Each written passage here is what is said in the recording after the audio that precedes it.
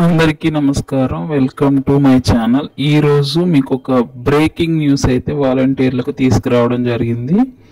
వీడియోని స్కిప్ చేయకుండా నచ్చితే లైక్ చేయండి. Thank you. టాపిక్లోకి వెళ్ళిపోదాం.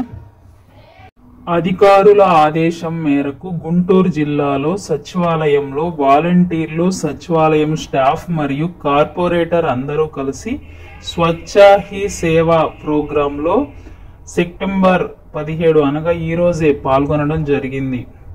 చూసారు కదా, గుంటూరు జిల్లాలో ఈ యొక్క ఇన్ఫర్మేషన్ అయితే వాలంటీర్స్ నుంచి రావడం జరిగింది. స్వచ్ఛ హీ సేవా ప్రోగ్రాంలో ప్రభుత్వ అధికారుల ఆదేశం మేరకు జాయిన్ అయ్యారనమాట. వారందరూ కలిసి కూడా ఆ యొక్క ప్రోగ్రామ్ని చేయడం జరిగింది. ఇక్కడ మీరు ఒకటి గమనించాలి, దాని తర్వాత మాట్లాడుకుందాం. ముందు చంద్రబాబు నాయుడు గారు ఇచ్చిన హామీ కూడా ఒకసారి వినండి.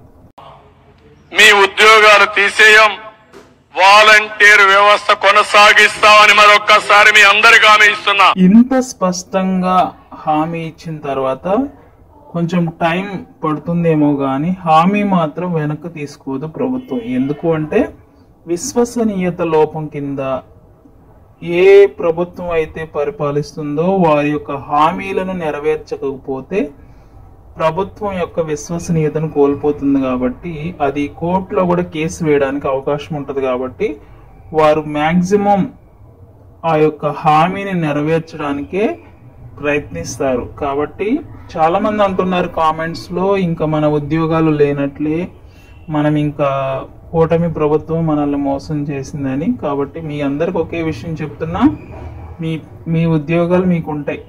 కొంచెం సమయం పడుతుందేమో అని నాకు అనిపిస్తుంది. మీకేమనిపిస్తుందో కూడా మీ యొక్క అభిప్రాయాన్ని కామెంట్ చేయండి. చంద్రబాబు గారు హామీ పదే పదే వినండి, మీకు స్ఫూర్తిగాను ధైర్యంగాను ఉంటుంది. మీ క్యారియర్ బిల్డప్ చేసే బాధ్యత మాదని మరొక్కసారి వాలంటీర్స్ అందరికీ చేస్తున్నా. ఇప్పుడు మీరు ఆలోచించుకోవాలి,